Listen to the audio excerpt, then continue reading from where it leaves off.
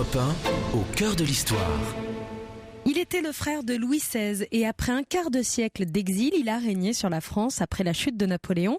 Franck Ferrand se penche aujourd'hui sur l'étonnant destin du roi Louis XVIII. Bonjour Franck. Bonjour Anissa, bonjour à tous. Louis XVIII n'a somme toute régné qu'une petite décennie, de 1814 à 1824, avec en plus une interruption lors des 100 jours en 1815. Son règne est coincé, si j'ose dire, entre celui hors norme de Napoléon et celui plutôt calamiteux de son propre frère, Charles X. Le roi était âgé déjà lors de son avènement, âgé et obèse, quasiment jusqu'à l'impotence. Tout cela explique peut-être qu'on parle très peu de lui dans l'histoire. Eh bien, nous allons réparer cette erreur cet après-midi en compagnie de l'excellent Emmanuel de Varesquiel. Et à partir de 15h, Franck, nous irons ensemble nous promener du côté du château de Maisons-Laffitte. Exactement, il faut que je vous explique pourquoi le somptueux château de Maisons, qui est un monument national, s'apprête à accueillir le mobilier justement créé pour Louis XVIII au château de Saint-Ouen. Philippe Bellaval, le président du Centre des Monuments Nationaux, nous expliquera cela, après quoi Lorena nous donnera quelques bonnes adresses pour aller passer un moment à Maisons-Laffitte. Alors pour l'instant, nous retrouvons le roi Louis XVIII à son retour en France, un certain 3 mai 1814.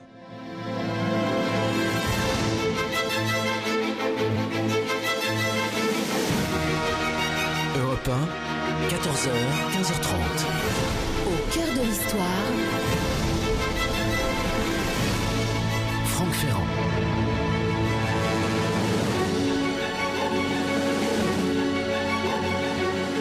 Ce 3 mai 1814, donc, Paris est en fête. Le temps est tout simplement magnifique.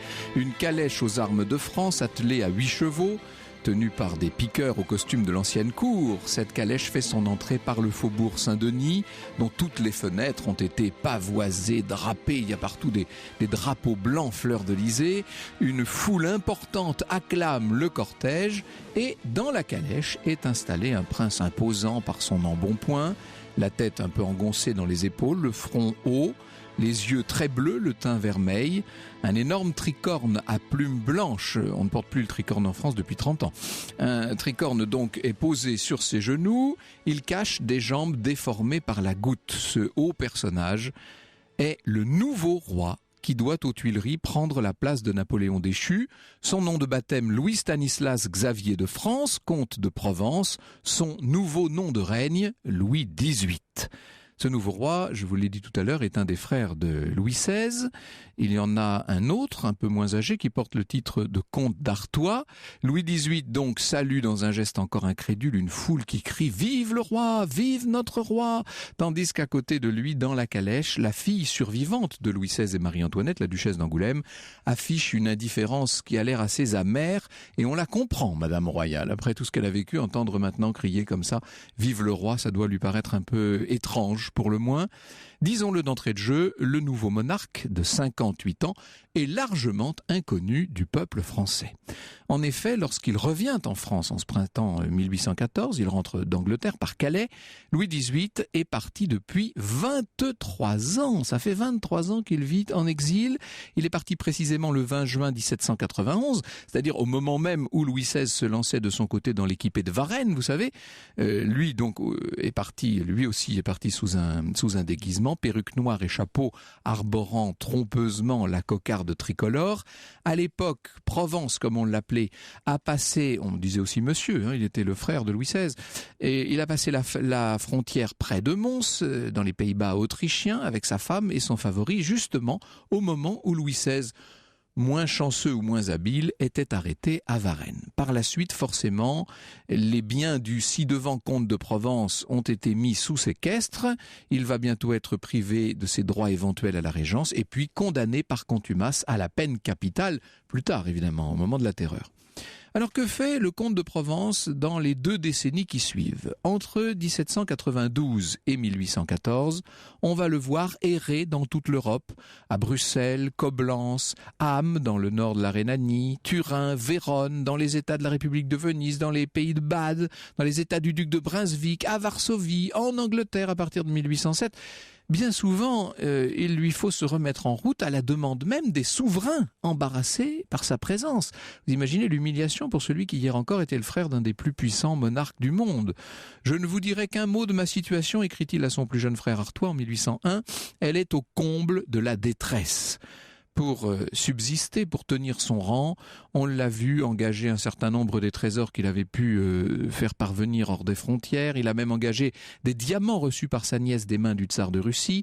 Il est surveillé, il le sait, son courrier est suivi, vous l'imaginez bien, il est espionné. Il va même finir un jour par échapper à un attentat. Bref, c'est une période terrible. Autant vous dire qu'après des années d'exil, les vainqueurs de Napoléon, les coalisés, ne pensaient même pas à lui pour remplacer l'empereur vaincu. Le tsar de Russie avait plutôt songé à Bernadotte, le roi de Suède. L'empereur d'Autriche se disait qu'on pourrait très bien mettre en place une régence au nom de Napoléon II, du roi de Rome, et de sa fille Marie-Louise, et lui-même aurait en quelque sorte le pouvoir réel. Sauf que Talleyrand était là, qui veillait. Le chef du gouvernement provisoire est convaincu que Louis XVIII est le seul à pouvoir garantir la paix en Europe. Aussi va-t-il rencontrer le tsar, le roi de Prusse, le généralissime autrichien, pour justifier son choix. La Régence, Bernadotte, la République sont des intrigues, dit Talleyrand. La restauration seule est un principe. Alors le tsar lui demande « Et le duc d'Orléans ?» Le duc d'Orléans, c'est une autre aventure. Prendre un roi électif dans la famille du roi légitime, c'est introduire la turbulence dans ce qui est destiné à établir le repos. C'est bien dit. Mais Louis XVIII est un inconnu, lui objecte-t-on. Tant mieux. C'est l'institution qui compte et non l'homme. Nous ne voulons pas jeter la nation française au pied d'une nouvelle idole. Il s'agit d'une combinaison politique où la légitimité entre comme gage du repos public et par voie de conséquence comme gage du repos européen. Ce retour ne s'est fait cependant que sous certaines conditions, disons-le. À Compiègne, où il séjourne du 29 avril au 1er mai, le nouveau roi reçoit la visite des maréchaux d'Empire, mais aussi de Talleyrand et du tsar de Russie qui viennent plaider la cause d'une monarchie constitutionnelle. La veille d'entrée dans Paris, le 2 mai, alors que Louis XVIII réside donc au château de Saint-Ouen, on en reparlera tout à l'heure, il signe une célèbre déclaration dans laquelle il reconnaît les bases de la Constitution préparée par le Sénat, mais cependant, il trouve à ce texte l'empreinte de la précipitation et il refuse de reconnaître cette Constitution comme loi fondamentale de l'État. Il promet à la place une Constitution libérale sagement combinée. C'est la future charte qui sera octroyée aux Français le 4 juin 1814 et qui sera datée de la 19e année du règne de Louis XVIII. N'oubliez pas que son neveu Louis XVII est réputé mort en 1795. Louis XVIII détient seul le pouvoir exécutif, il est chef des armées, il déclare la guerre, dirige la diplomatie, il a aussi le pouvoir judiciaire. Il maintient une partie, néanmoins, de l'héritage révolutionnaire et impérial. C'est la révolution qui continue, voici ce que nous dit Emmanuel de Varesquiel. Louis XVIII sait faire des concessions à partir du moment où, en position de force, il a le sentiment de ne pas se les laisser arracher.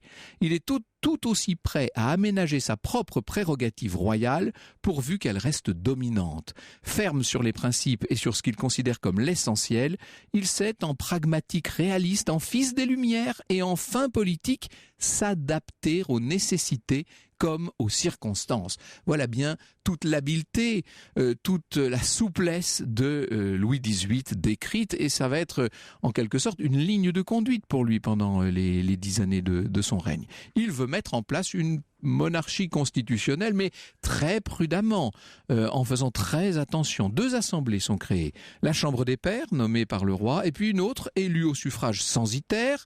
Elles sont chargées de voter le budget, de contrôler les dépenses, mais aussi de voter les lois que le roi proposera et promulguera. Il y a quand même une évidente évolution depuis l'Ancien Régime, contrairement à ce qu'on a parfois tendance à dire. La priorité, c'est évidemment de mettre fin à la guerre. Vous imaginez, après toute cette longue période napoléonienne, un traité de paix est signé à Paris le 30 mai 1814.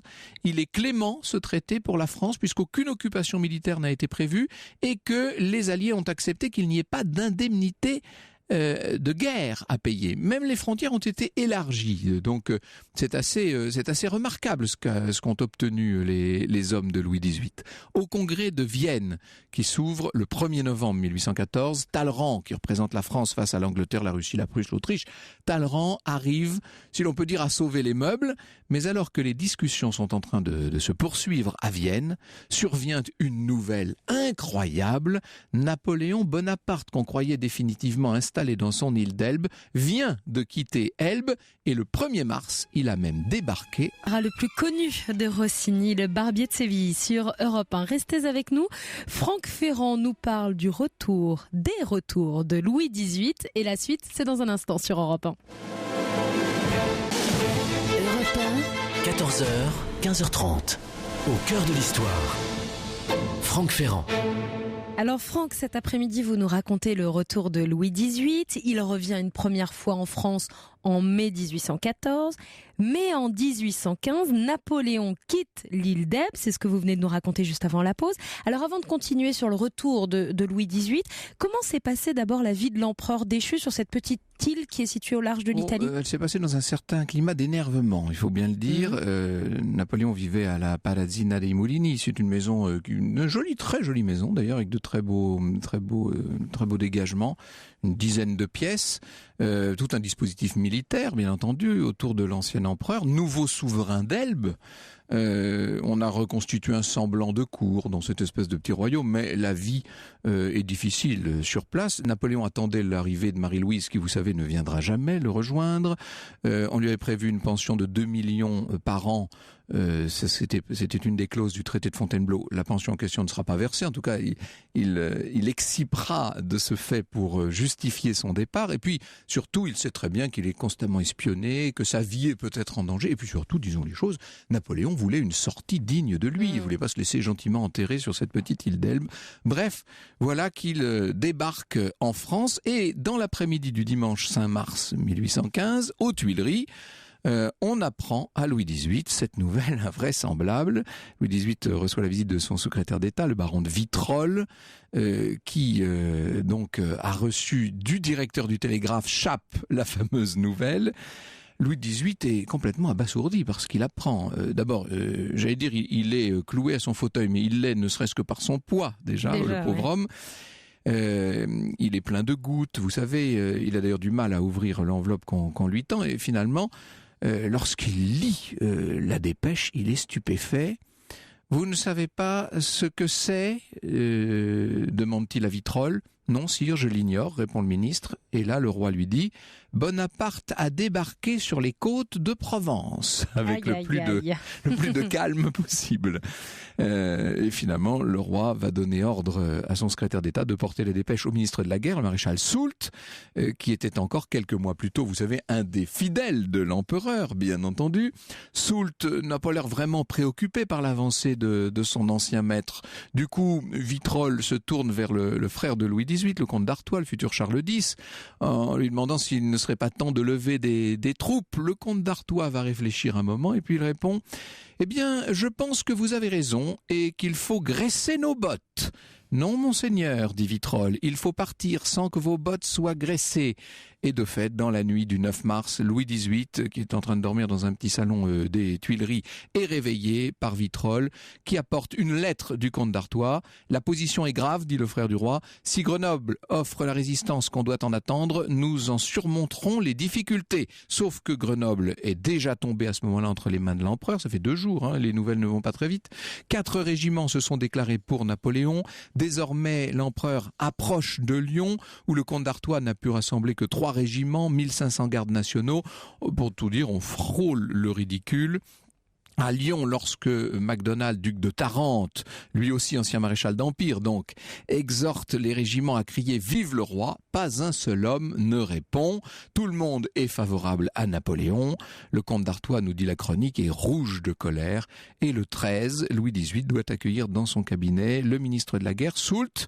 Ce dernier tire son épée du fourreau. « Sire, je remets entre les mains de votre majesté ma démission et mon épée, et je la prie de me donner mes juges. » Louis XVIII accepte la démission, il refuse l'épée, bien entendu. « Gardez votre épée, dit-il, qui, j'en suis convaincu, ne sera jamais tirée que pour le service du roi. » En fait, Soult va tirer l'épée pour le service de l'empereur Napoléon. Il aura la charge de major général de l'armée. Il combattra à Waterloo, comme tant d'autres. Dernier espoir pour Louis XVIII, le maréchal Ney, lui aussi ancien maréchal d'Empire, bien entendu, mais qui a l'air bien fidèle et qui est prêt à défendre Paris. Il clame haut et fort qu'il ramènera Napoléon, l'usurpateur, comme on dit à la cour, dans une cage de fer. Sauf que quelques jours plus tard, le même Ney réunit ses troupes, tire son épée et crie « Officiers, sous-officiers, soldats, la cause des Bourbons est à jamais perdue » et l'on entend autour de lui « Vive l'empereur, ça y est, Ney, lui aussi, a rejoint... » On change vite d'avis à l'époque. Ah oui, quand ça même. tourne, c'est l'époque des girouettes, comme on disait.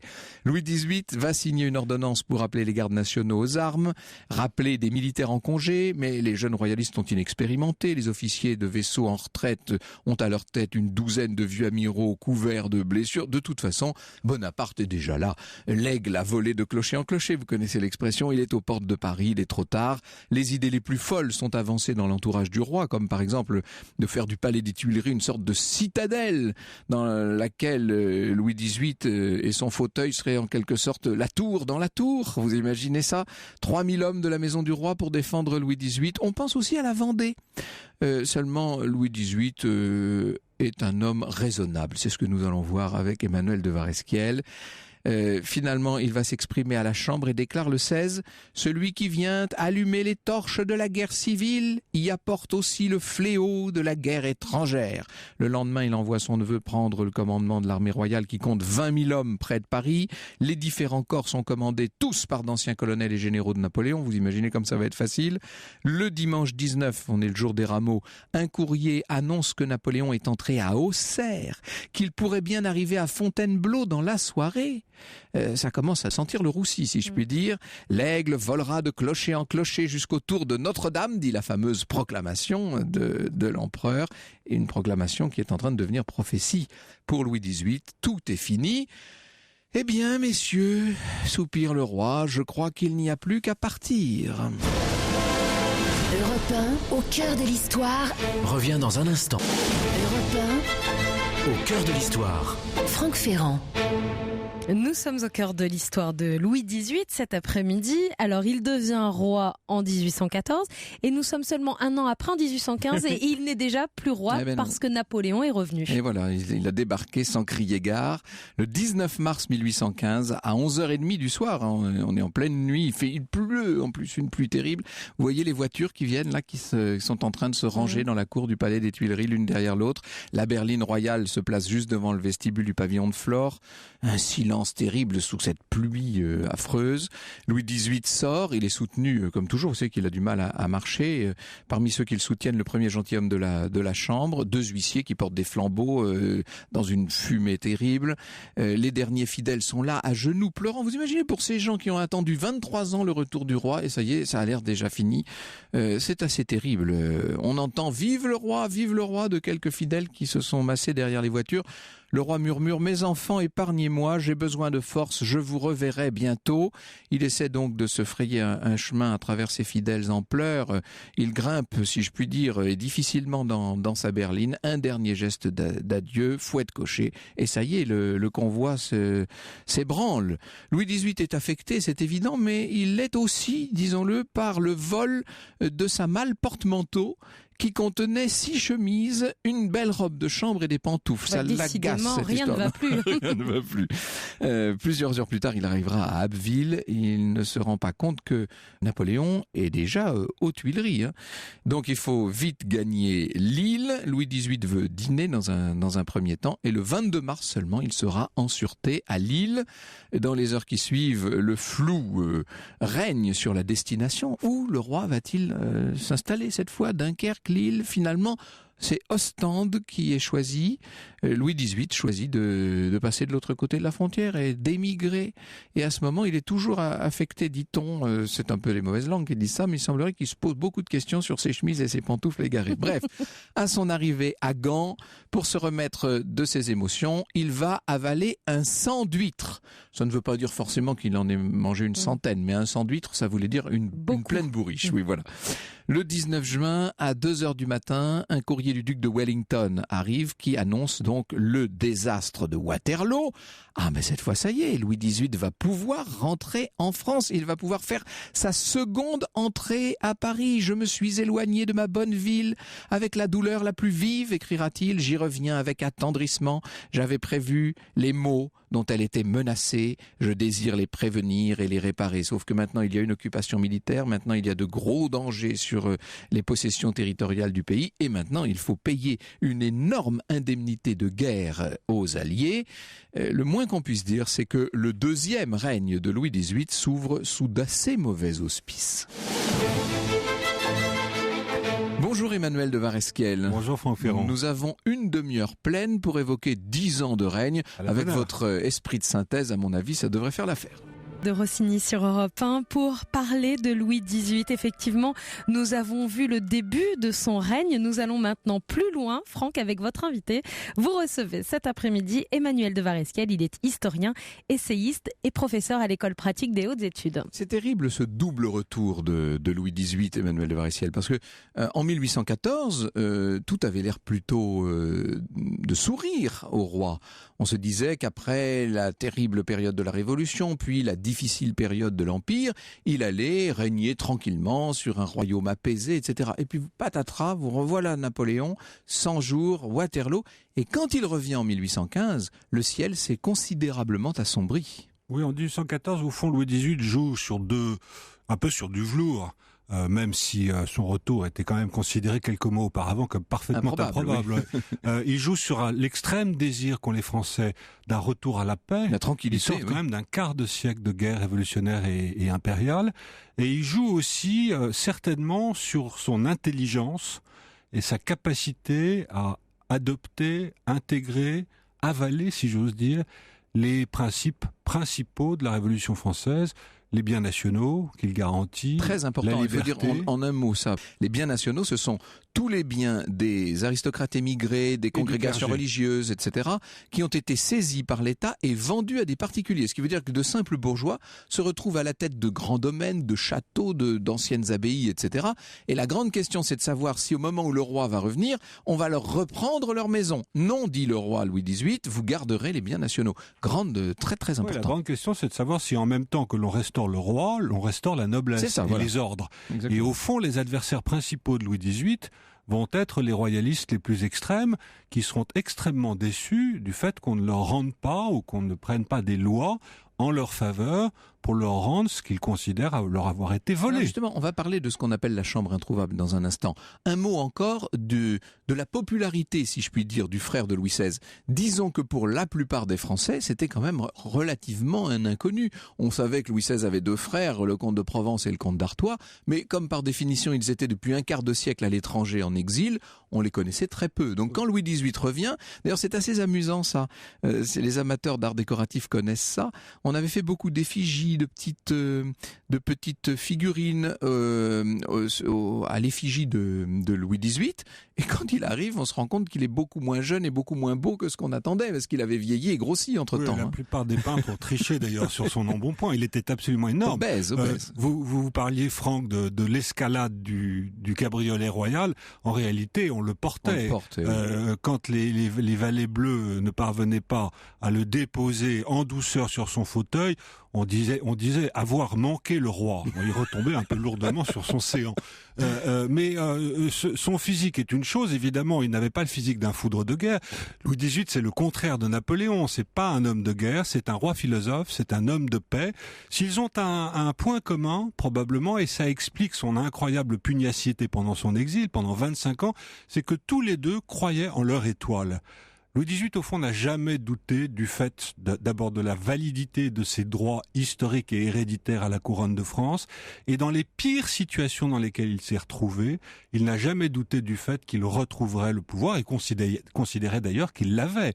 Car tout de même, sous le consulat... 19e année de mon règne, dit-il. Exactement. Sous le consulat, on a cherché à l'acheter, on a cherché à le faire abdiquer, et il écrit une lettre magnifique à Bonaparte à ce sujet, en disant que le simple fait de tenter de l'acheter prouvait la validité de ses droits héréditaires. Il y aurait une question passionnante, mais que je préfère laisser pour une autre émission. C'est l'attitude de Louis XVIII vis-à-vis de Louis XVI avant la Révolution, car il est incontestable qu'il a joué un rôle pas très net dans les débuts de la Révolution française. Mais ça, nous mettons, nous allons jeter notre mouchoir là-dessus. Ça met en lumière l'un de ses traits de caractère. Louis XVIII aime le pouvoir. C'est pas du tout le roi fainéant qu'on a voulu présenter et proposer. C'est un homme ambitieux qui a toujours couru après le pouvoir et qui va être capable de l'exercer de façon, je dois dire, à la fois pragmatique et intelligente. Oui, bien sûr. Alors, il aurait pu l'exercer paisiblement en 1814 si tout s'était passé comme prévu. Le retour de Napoléon et cette période un peu bizarre des 100 jours va faire que, lorsqu'il revient en 1815, il est maintenant dans les fourgons de l'étranger, comme on disait. Ce sont les alliés qui, pour la deuxième fois, le remettent sur son trône et qui lui demandent beaucoup, beaucoup d'argent. La plus grosse somme jamais demandée à la France. Il est dans les fourgons de l'étranger, mais en même temps, les alliés, soi-disant ses alliés, qui sont les adversaires de Napoléon, qui ont vaincu Napoléon à Waterloo, ne lui veulent pas que du bien. Mais c'est ça. Alexandre Ier de Russie pensait au duc d'Orléans à sa place, d'autres pensent à d'autres souverains qui pourraient prendre le relais à la suite de la deuxième abdication de Napoléon, et Louis XVIII est tout de même en butte à l'hostilité très très dure des alliés qui vont négocier cette fois pied à pied le nouveau traité de paix en faisant infiniment moins de concessions qu'il n'en avait fait l'année précédente et en obtenant et en imposant des réductions de territoire, une occupation militaire et une indemnité de guerre extrêmement lourde qui correspond à 700 millions de francs de l'époque, qui est considérable, et également le remboursement des dettes particulières, ce qui va s'avérer extrêmement compliqué. Et il faudra attendre 4 ans, 3 ans, avant que le territoire ne soit libéré, grâce à la politique sage et avisée de Louis XVIII, épaulé par un homme extraordinaire qui s'appelle le duc de Richelieu, qui a passé son émigration en Russie, a gouverné un tiers de la Russie, ce qu'on appelait la Nouvelle Russie. Qui s'est entraîné en Russie d'une certaine manière. Qui a créé et fondé une ville qui existe toujours, qui est Odessa, et qui va, après cet exil étonnant, qui va devenir son Premier ministre. Alors nous allons revenir sur tout ça, et bien entendu sur l'élection de cette chambre à majorité ultra-royaliste, ce qui a priori pourrait passer pour une bonne nouvelle pour Louis XVIII, et qui en vérité va empoisonner son règne. Europe 1, au cœur de l'histoire. Revient dans un instant. Au cœur de l'histoire. Sur Europe 1. Nous sommes au cœur de l'histoire d'un roi de France dont on parle trop peu. Aujourd'hui, on rectifie cela avec votre invité, Franck Ferrand. Vous recevez Emmanuel de Varesquiel, qui est historien, essayiste, professeur à l'école pratique des hautes études. Et ce roi, c'est Louis XVIII. Oui, vous venez de consacrer un beau travail à Marie-Antoinette, il faut le dire, Emmanuel de Varesquiel. Juger la reine. Oui, sur son procès. Ouais. Il dure 3 jours et 2 nuits. 16 octobre 1793, qui est un peu un tournant de la Révolution, une sorte de prolégomène à la terreur, qui va sévir jusqu'à la chute de Robespierre en juillet 94. Juger la reine, donc. Qui est un événement qui probablement, de tous les événements qui se sont produits, et Dieu sait qu'ils ont été nombreux sous la terreur, l'un de ceux qui nous permettent de mieux comprendre ce qu'a été la dynamique, le processus même de la terreur, et cet affrontement de 2 mondes, précisément le monde de la monarchie, que représente aussi Louis XVIII, et qu'incarnait Marie-Antoinette à son procès, et le monde de la Révolution. Alors revenons à notre Louis XVIII. C'est au château de Dampierre, je crois, qu'il y a le fauteuil roulant de Louis XVIII. Il me semble me rappeler ça. Tiens, je ne sais plus trop. Non, je crois que c'est à Valençay. L'une des dernières pirouettes de Talleyrand, qui Dieu sait n'aimait pas Louis XVIII, et Louis XVIII le lui rendait bien. C'est un homme qui a de la mémoire, disait Talleyrand lorsqu'il venait de revoir le roi après 25 ans d'absence en 1814.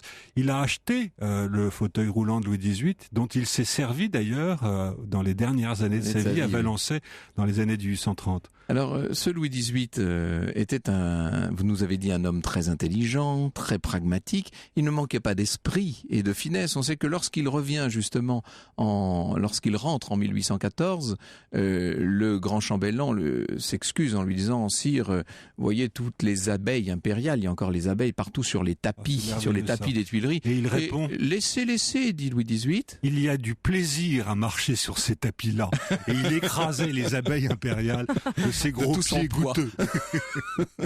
Et il avait comme ça, il a fait beaucoup de saillies. On pourrait faire tout un répertoire. Au moment où il juge utile et nécessaire à sa politique de prendre Fouché dans son ministère en juillet 1815, qui est quand même régicide et qui a envoyé son propre frère à l'échafaud en janvier 1793, il discute avec Talleyrand et il lui dit « Ménagez-moi, c'est mon pucelage ». Et il avait un sens des préséances, des usages, de la bienséance, des rapports hiérarchiques entre lui, ses ministres et ses courtisans. Lorsqu'il recevait par exemple son premier ministre Villèle, qui a été un très grand ministre des Finances par ailleurs, qui a rétabli l'équilibre des comptes publics, Dieu sait que c'est rare en France, dans ces années de la Restauration, Villèle, un peu désinvolte, avait posé sa tabatière sur le bureau du roi. Et Louis XVIII le reprend de façon très sèche en lui disant « Monsieur le comte de Villèle, il y a une place sur mon bureau pour votre portefeuille et une place dans votre poche pour votre tabatière. » Voilà. Et c'est lui qui invente le mot que l'on attribue en général à Louis XIV, l'exactitude et la politesse des rois. C'est Louis XVIII et pas Louis XIV. Bien sûr. Il faisait régner d'ailleurs aux Tuileries une sorte de tyrannie sur ce plan. Il fallait être là au moment où sonnait la pendule pour le souper du roi. Il fallait être présent. Il savait, comme dit Chateaubriand, il savait faire le roi. Chateaubriand raconte dans ses mémoires d'outre-tombe que les maréchaux d'Empire étaient parfois beaucoup plus impressionnés d'être en face de Louis XVIII qu'en face de Napoléon lui-même. Eh oui. Parce qu'il y avait peut-être la légitimité des siècles dont il était intimement convaincu. Alors, cette chambre introuvable d'août 1815, elle va porter préjudice d'une certaine manière au régime restauré. Oui, parce que la majorité ultra-royaliste, qui est au fond, c'est vive le roi quand même, comme le dit l'un des députés ultra-royalistes de la Chambre, essaye d'imposer au roi un programme un peu réactionnaire dont il ne veut pas. La politique dominante de Louis XVIII, aidée en cela du duc de Richelieu et du comte de Cazes, qui sont ses deux ministres principaux à l'époque, se résume en une phrase: royaliser la nation et nationaliser la royauté. Voilà, c'est une très belle formule. Donc, rapprocher le pouvoir héréditaire monarchique de la nation, de la représentation nationale, et faire de cette mixité quelque chose d'harmonieux. Au fond, c'est la première grande expérience politique et parlementaire que connaît la France, parce que Dieu sait que le parlementarisme sous la Révolution n'a pas eu le temps de s'exprimer très longuement, et la véritable expérience parlementaire, et on peut dire entre guillemets démocratique, que connaît la France, c'est cette période de la Restauration qui malheureusement n'est pas assez connue. Avec un suffrage censitaire qui fait dresser les cheveux sur la tête de nos actuels professeurs de droit constitutionnel, mais qui en soi était un énorme progrès par rapport à ce qu'on avait connu. C'est-à-dire que c'est bien un embryon de démocratie qu'on institue. Alors évidemment, vous avez autant de voix que de fortune. Oui. Alors le droit de suffrage reposait sur un niveau d'impôt. C'était 300 francs à l'époque d'impôt, ce qui permettait quand même à une petite minorité des quelques 29 millions d'habitants de Français à l'époque de voter entre 100 et 200 000. Donc inégalité des droits politiques, certes, mais égalité des droits civils, bien entendu, qui est un principe révolutionnaire que reprend Louis XVIII, qui ne réintroduit pas, comme la légende noire le voudra, les ordres, les hiérarchies, les différences juridiques au sein même de la société. Donc quand même égalité des droits civiques, ouverture parlementaire, nous dites-vous, équilibre budgétaire, pragmatisme dans la plupart des décisions, grand prestige de l'État restauré, tout ça est quand même positif. Développement économique aussi. Ben oui. Une politique extraordinaire de creusement de canaux, de voies de communication, du point de vue des institutions financières, création des premières caisses d'épargne. rétablissement évidemment du commerce international à la faveur de la paix. Au fond, les franges les plus royalistes de la France à cette époque-là, ce sont les façades maritimes. C'est Bordeaux, c'est Marseille. Marseille est une ville incroyablement royaliste sous la Restauration, parce que ces villes bénéficient d'une reprise du commerce qui avait été totalement annihilé par le blocus continental et par la politique, l'affrontement de Napoléon avec l'Angleterre. Des villes qui avaient beaucoup souffert de la Révolution et même du blocus au moment de l'Empire. Nous allons revenir sur un certain nombre des grandes décisions qu'a prises Louis XVIII. Ce qu'il est peut-être utile de souligner d'ores et déjà, c'est qu'il y a bien deux restaurations d'une certaine manière. Louis XVIII revient au pouvoir en 1814 et 1815. Bon, je pense que maintenant on a bien compris cette histoire. Il meurt en 1824. Il faut dire qu'à l'époque, il n'y a pas de reine puisque son épouse est morte depuis longtemps et qu'il n'a pas lui-même d'héritier direct. Puisqu'il n'a pas eu d'enfant, c'est son frère. Il n'a pas d'héritier. Et il est sous la dépendance de son frère qui n'a pas du tout les mêmes, le comte d'Artois, qui n'a pas du tout les mêmes idées politiques que lui. Beaucoup plus réactionnaire. Et qui, à la différence de Louis XVIII, a toujours considéré que la Révolution était née d'un complot, qu'elle n'avait pas de véritable racine profonde dans le pays. Qui n'avait pas compris, en fait, ce qui s'était passé. À la différence de Louis XVIII qui avait compris. Eh oui. On peut dire du comte d'Artois, l'ancien grand ami, c'était le beau-frère de Marie-Antoinette et c'est avec lui qu'elle a fait ses frasques de toute jeune reine, bien entendu. Le comte d'Artois qui était charmant, qui était bon cavalier, qui avait toutes les qualités, mais qui n'était sûrement pas un esprit politique. Et d'ailleurs son frère, lorsqu'il a vu arriver sa propre mort et qu'il entendait tout le monde autour de lui se plaindre de son manque de mobilité, disait « Ah, vous vous plaignez d'un roi sans jambes, vous allez bientôt voir ce que c'est qu'un roi sans tête. » Des Gauvin Cers sur Europe 1. Europe 1, au cœur de l'histoire. Franck Ferrand. Nous sommes au cœur de l'histoire du règne de Louis XVIII, une émission qui vous passionne, hein. Vous êtes très nombreux à réagir sur les réseaux sociaux. Eric nous dit c'est un personnage passionnant. Lordoff nous dit enfin une émission sur ce roi oublié. Donc continuez à nous laisser des messages et pourquoi pas à poser vos questions à Franck Ferrand et ses invités sur Twitter avec le hashtag ACDH et sur la page Facebook au cœur de l'histoire. À partir de 15h, nous irons au château de Maison à Maisons-Laffitte avec notre guide qui vient d'entrer en studio. C'est Philippe Bellaval, le président du Centre des Monuments Nationaux. Bonjour Philippe Bellaval. Bonjour. Vous faites presque partie des murs de ce studio maintenant. Hein. Vous êtes un habitué de cette émission. Merci grâce à votre invitation. J'en suis tout à fait ravi. Nous allons parler des aménagements qui se préparent donc au château de Maison, de ce mobilier dont nous avons suivi l'histoire au moment de sa vente l'année dernière, on reviendra sur tout ça, et de ces aménagements faits par Louis XVIII pour célébrer la charte, parce qu'il y avait une véritable volonté mémorielle dans son aménagement du château de Saint-Ouen. Incontestablement, Saint-Ouen occupait une place à part dans son esprit, en tout cas, et puis après dans son cœur, puisqu'il y a fait bâtir ce château qui était destiné à son amie de cœur, Madame Duquesla. Alors justement, qui était cette Zoé Duquesla, Emmanuel de Varesquiel ?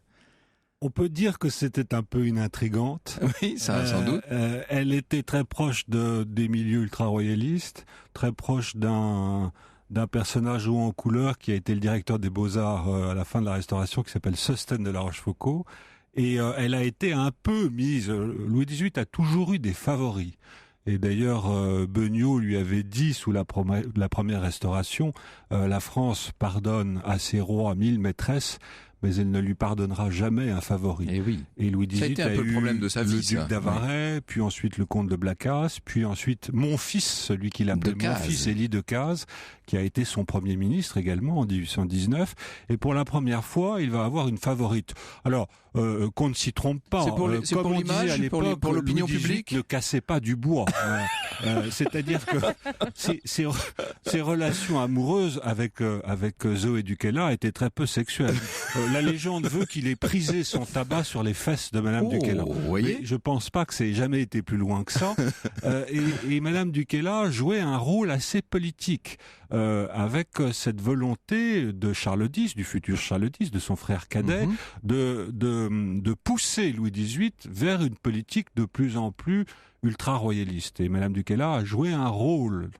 mais elle a joué aussi un rôle dans le sens où elle est devenue propriétaire de Saint-Ouen, que Louis XVIII lui fait construire ce château de Saint-Ouen, lui organise et lui fait aménager un mobilier dont on va parler tout à l'heure, qui est absolument merveilleux, et que Saint-Ouen est dans la vie politique de Louis XVIII un lieu extrêmement symbolique.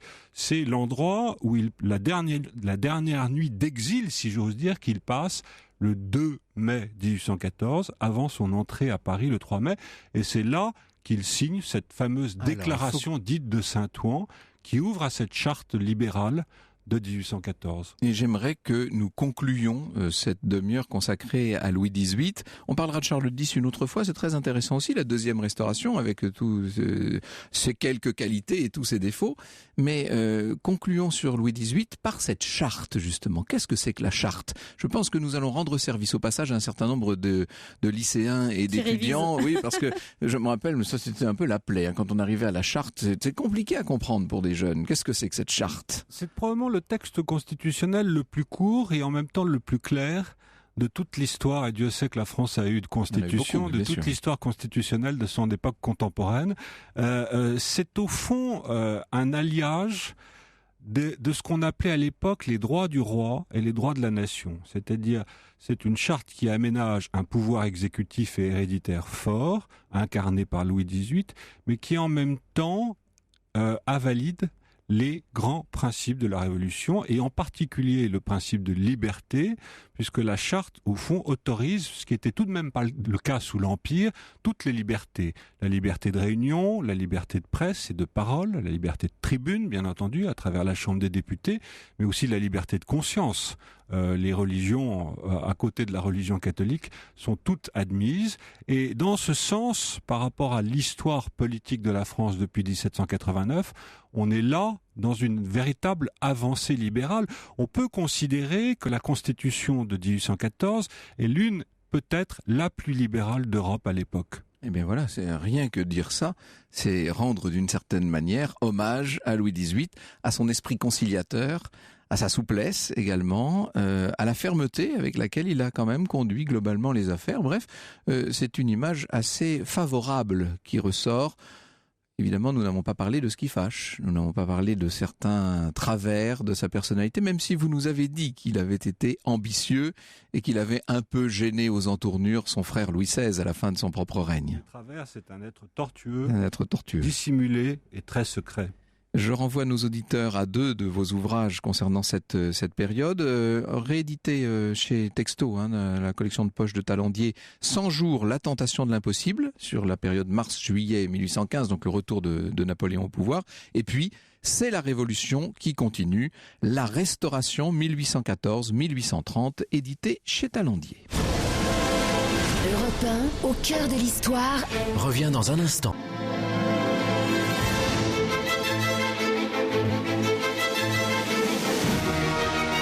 Europe 1, 14h, 15h30. Au cœur de l'histoire, Franck Ferrand.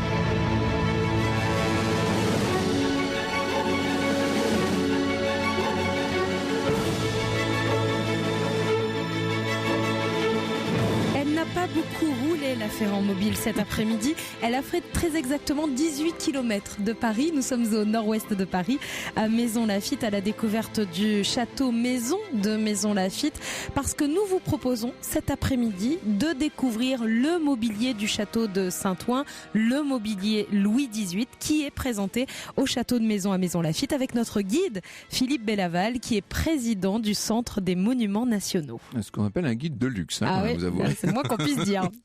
Ah non, mais cette émission, elle est moyen, il y a pas de secret. Oui, c'est très chic, effectivement.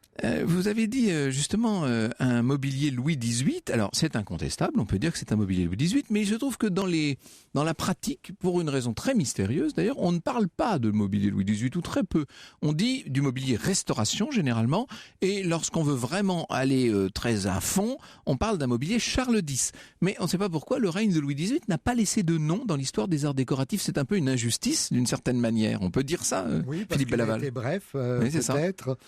C'est vrai que par rapport au style qualifié de restauration, le style Charles X introduit un certain nombre de variations. Oui, les bois précieux, le citronnier, clairs, etc. Le citronnier, les incrustations de marqueterie. Là, avec le mobilier de Louis XVIII, on est quelque chose de plus sobre. Qui se situe dans la filiation du mobilier empire. Empire, bien entendu, c'est un empire allégé d'une certaine manière.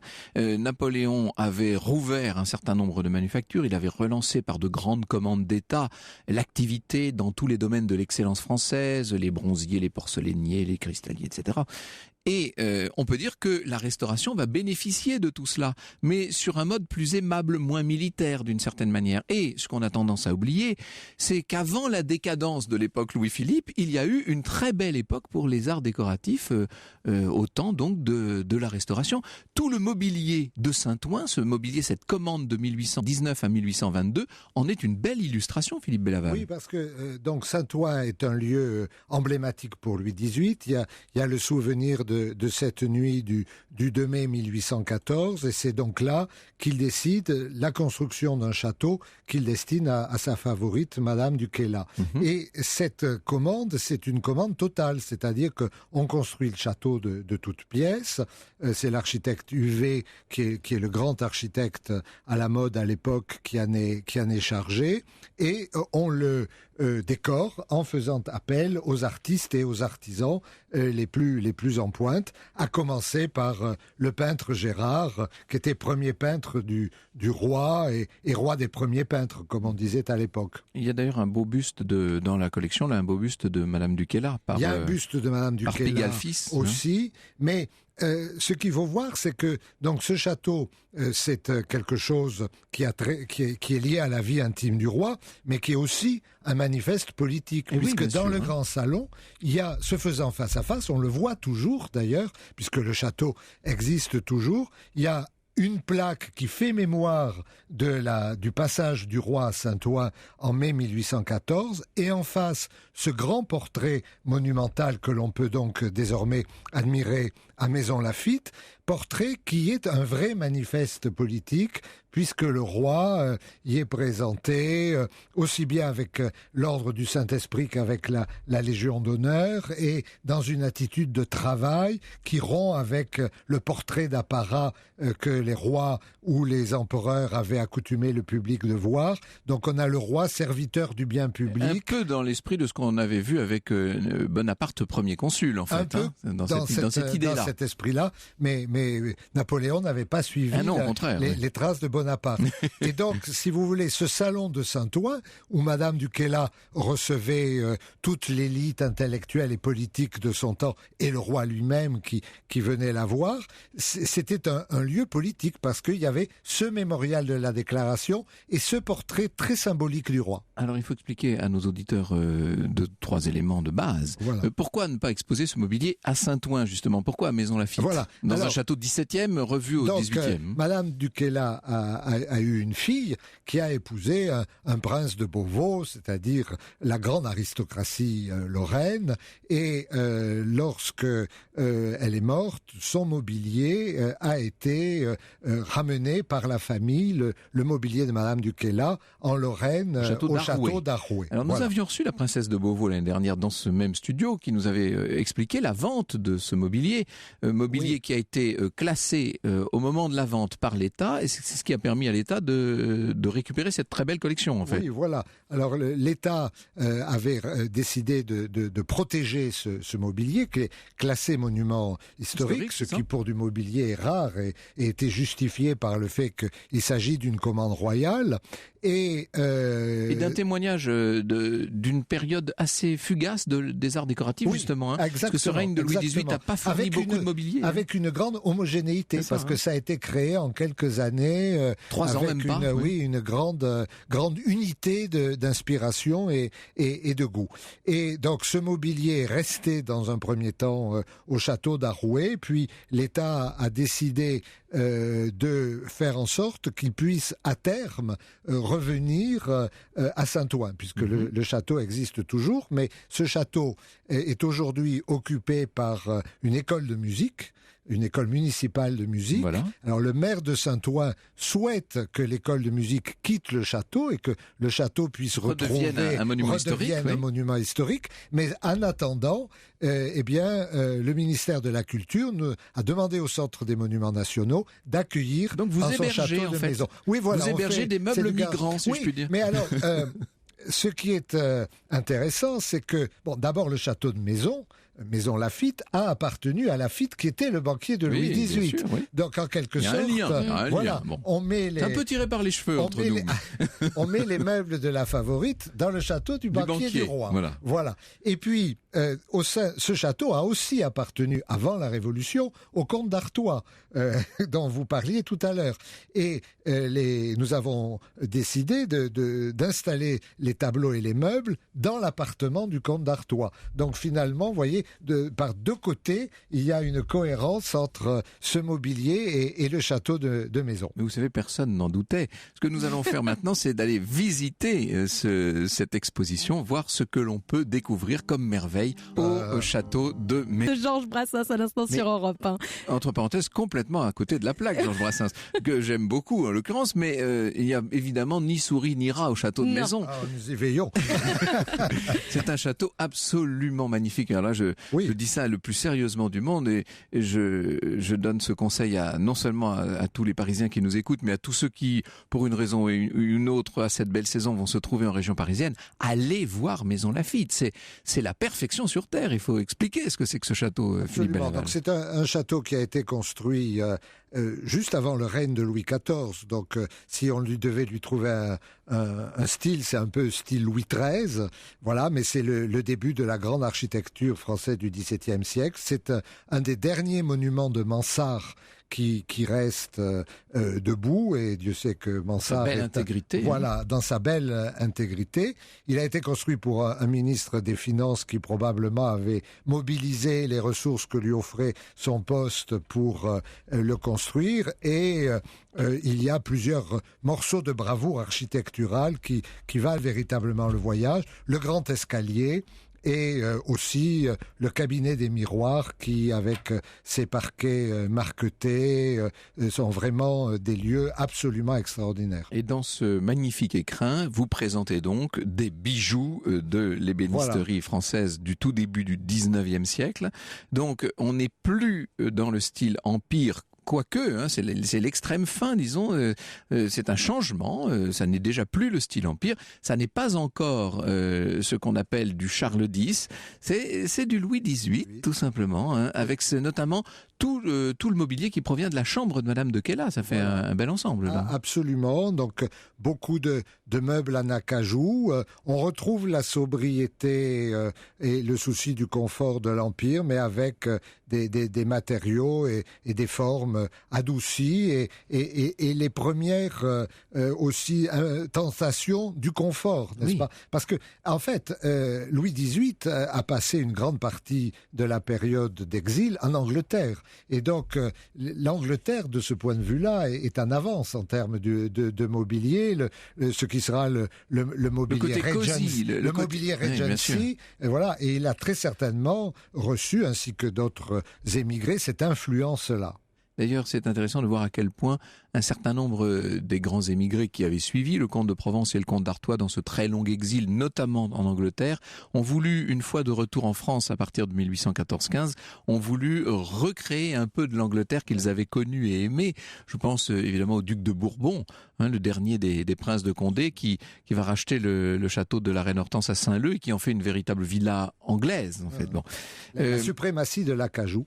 Bien sûr. Premier frémissement, dites-vous, d'un goût du confort. Premier frémissement du néo-gothique aussi. Absolument. On commence à s'intéresser au Moyen-Âge, à une forme d'archéologie mobilière, et on va voir naître ce nouveau style néo-gothique. Alors, une des parties les plus originales de ce mobilier, c'est effectivement celui de la chambre dite gothique, qui est une chambre composée de meubles en bois sombre, avec des incrustations de métal et des objets inspirés du style des cathédrales. Donc ce sont vraiment les premiers signes du retour en grâce du Moyen-Âge. On est une dizaine d'années avant le roman Notre-Dame de Paris de Victor Hugo. Donc voilà, et là aussi ça vient un peu aussi de l'influence de l'Angleterre, puisque les Anglais qui dans ce domaine étaient en avance sur nous avaient commencé ce mouvement dès les années 1780-1790. Toujours très étonnant et émouvant de voir à quel point le style de meubles, ce qu'on appelle les arts décoratifs, suivent en quelque sorte la politique et les régimes. La dimension très martiale du style empire est frappante et elle convient parfaitement à Napoléon, même si Joséphine puis Marie-Louise avaient mis beaucoup de douceur et de féminité là-dedans et que Percier-Fontaine avait en quelque sorte amolli peu à peu le style empire pour le rendre plus gracieux, mais enfin il y avait quand même cette dimension militaire, qu'on le veuille ou non.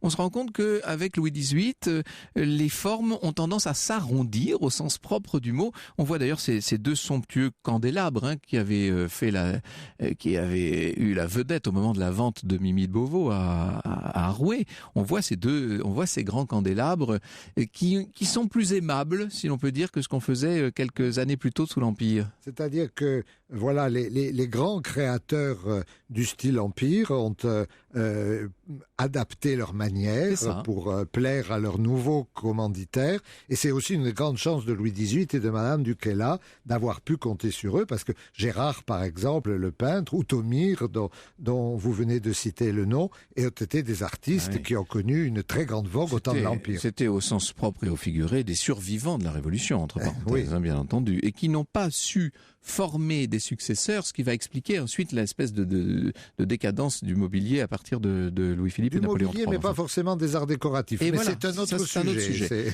À propos d'art décoratif, il y a notamment ces deux panneaux des 4 saisons par le baron Gérard, dans un cadre en plein cintre, qui là encore, ces formes arrondies un peu romanes sont typiques du style Louis XVIII et ne sont pas sans évoquer quelque chose de religieux. D'ailleurs, il y avait une dimension religieuse aussi dans ce style.